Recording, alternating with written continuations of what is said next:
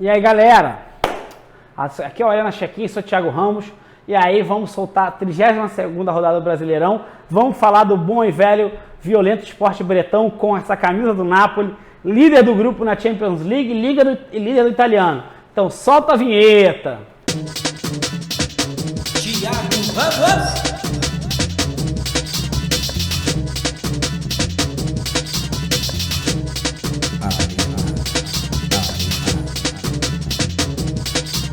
Arena Check-in. Bom, galera, Brasileirão chegando, 32ª rodada, Palmeiras podendo ser campeão ali na 34ª, e aí vamos avaliar, né? Vamos fazer nosso review da rodada. Goiás e Corinthians. Corinthians vem com reserva completo, então o Goiás é um bom potencial. Cara, Pedro Raul fez 2 gols no último jogo.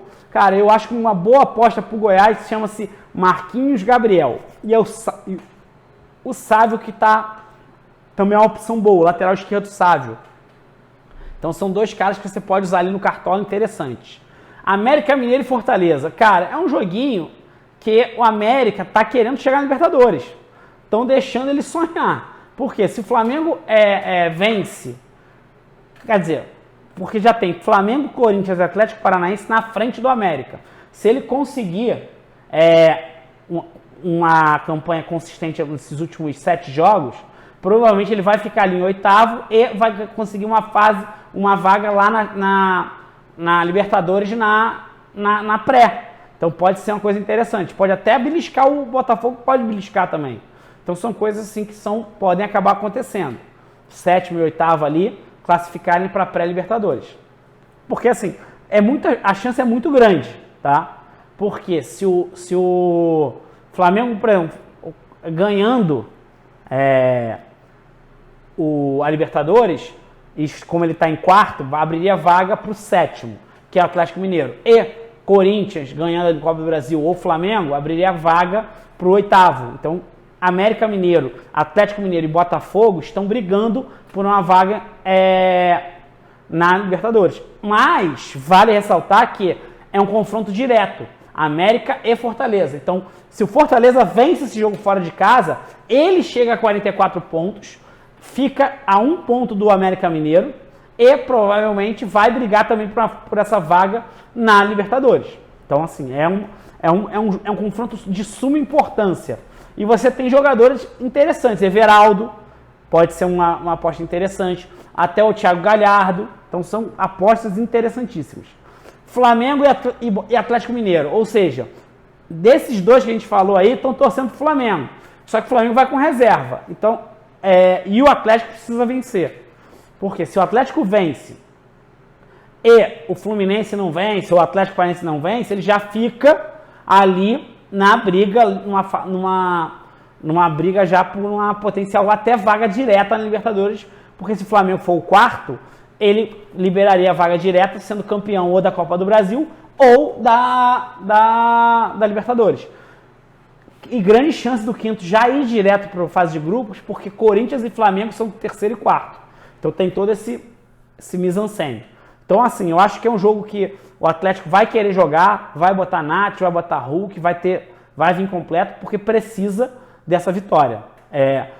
Mas, assim, vale ressaltar que o Atlético deu uma melhorada. Ele tem 3 jogos aí, tem 2 vitórias, 1 empate. O Cuca deu uma acalmada, mas eu acho ainda que não está desempenhando futebol confiável. Palmeiras e São Paulo. Cara, Palmeiras precisa... já está a 10 pontos do Inter. Já tem uma liderança bem confortável. Se ele ganha e o Inter não ganha, ele fica a 13, tá? Ou seja, vai faltar 6 jogos, 18 pontos em disputa. Ele pode ser campeão já na 34ª. Eu apostaria na 35ª, tá? Não chegaria na 34ª.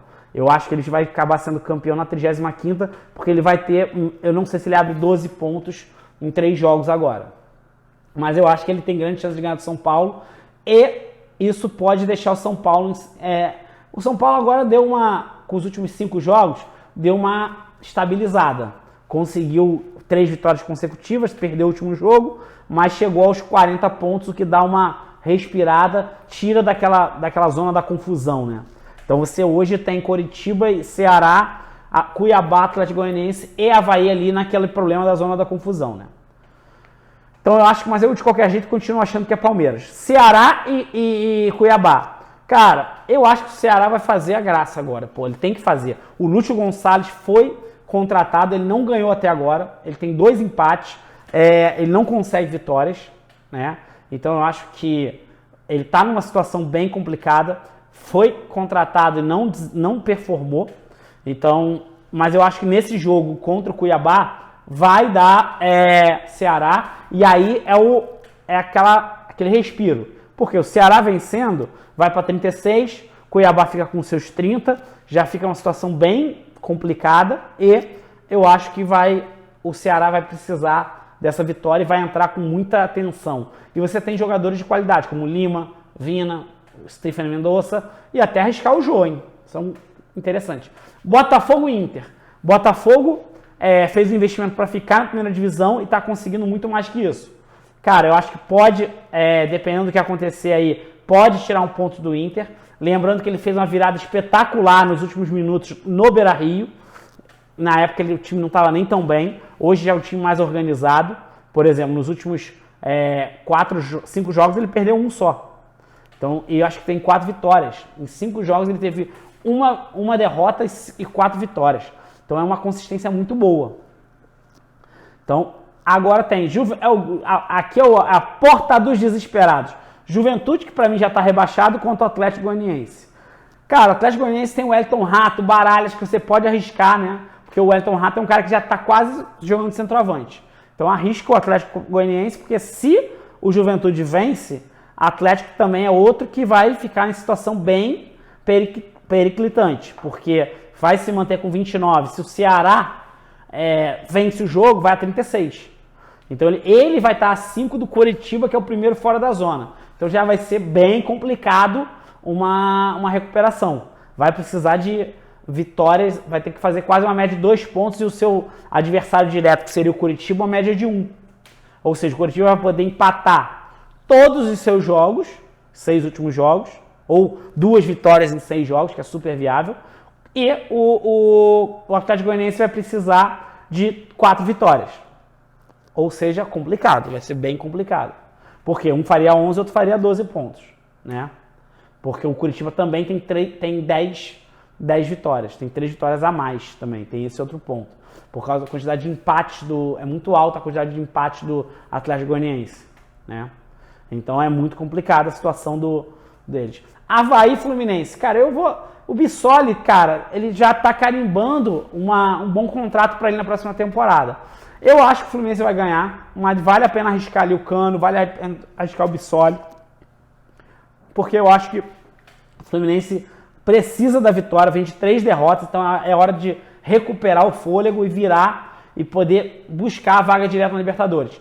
Até porque, por exemplo, você tem Corinthians e Flamengo na frente, que já estão disputando, provavelmente já vão ter vaga na fase de grupos. Então, o Fluminense precisa de umas 2 vitórias ou 3 nesses últimos jogos para se sedimentar como o clube que vai ocupar essa vaga que vai sobrar. Então, eu acho que vai ganhar e fica tranquilo.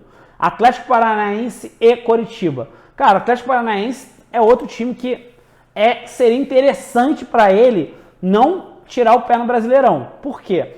Não está jogando bem, vai ter um confronto direto, um jogo único contra o Flamengo, então ele precisa melhorar para poder, caso perca a final da Libertadores, talvez chegar numa fase de grupos direto, não precisar se desgastar na pré-Libertadores. Então, para isso, ele precisa das vitórias. Ele está a 3 pontos do Fluminense e a 4 do Flamengo. Então, ele precisa ganhar e é um clássico estadual. Eu acho que o time do Atlético é melhor do que o Coritiba. Só que precisa mostrar em campo, né? E finaliza com Bragantino e Santos. Esse é um jogo que os dois estão já num limbo do campeonato. Um tem 40, outro 38. Cara, são times que não tem muito agora o que fazer, já estão ali disputando só para constar. Eu não jogaria ninguém nesses times, não botaria ninguém nesses times.